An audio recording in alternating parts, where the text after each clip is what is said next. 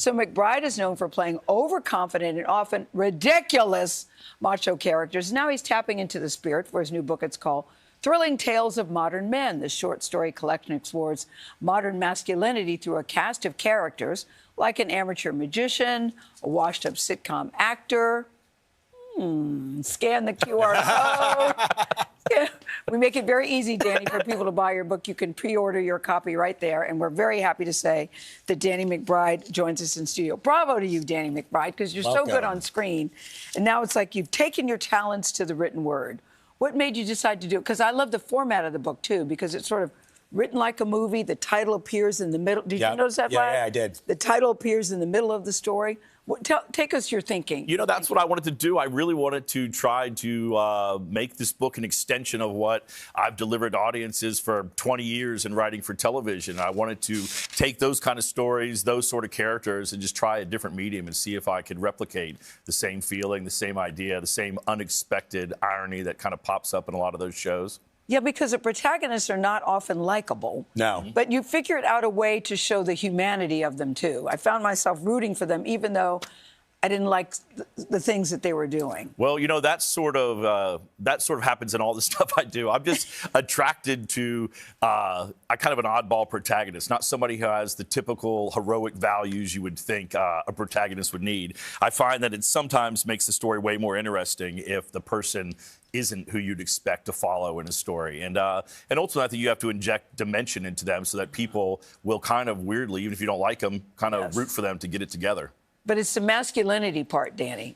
What made you want to focus on masculinity? Because there's so much talk about toxic masculinity, fragile masculinity.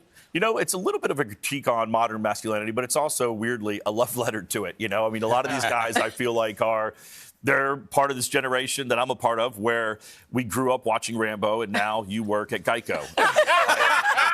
Trying to come to peace. 100%.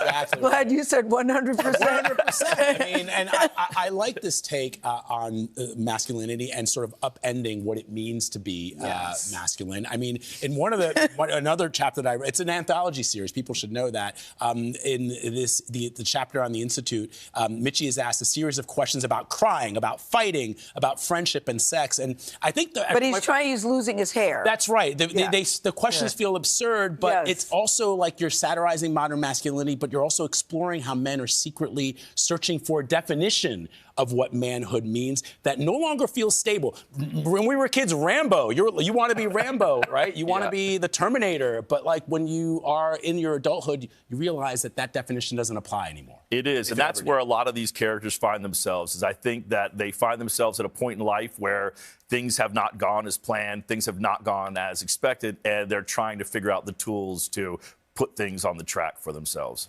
I want you to sort of take the temperature of masculinity right now, because I think this is a really interesting topic, like growing up with Rambo and then watching and then working at Geico. Nothing against Geico. No. Yes. Great commercials. Yes. He wasn't the nicest They're guy a great anyway. company. Yes. Big knife, tar. No. So, like, where are we in this era of masculinity right now? If you could sort of assess the position right now. You know, I honestly have no real clue. I think You're kind of a connoisseur of masculinity. I digest it all. But, you know, I think every generation probably has their own things to come to terms with what that definition of masculinity is. And I feel like my generation, we were the generation that grew up on TV, cable TV, video stores, blockbuster movies. And I do think that influenced from a young age how we maybe thought life was going to turn out, or how, you know, you were supposed to behave, or what you were supposed to do. And so maybe the real life comes to slap us in the face, and we have to challenge some of those, you know, preconceptions. Well, there's also a chapter on RoboCare, which is an interesting one, because it's sort of looking at what it's like for aging parents to be taken care of by adult children. Yeah. And what is that like? Well, I'm not looking forward to that chapter. I won't hire a robot to take care of my parents. I promise my parents I won't do that. But yeah, it's just, you know, with this book, I think a lot of the main characters, it spreads a wide variety of who these protagonists are. So in that story, it obviously is a guy who's later in his life, and he's got to dedicate everything to his kids, and now they don't want to take care of him. Look at you, Danny. It's such a good book, Danny McBride. 20th anniversary of Tropic Thunder. Thank you very much, Danny McBride. Thrilling Tales of Modern Men goes on sale tomorrow. Scan the QR code to pre-order your copy.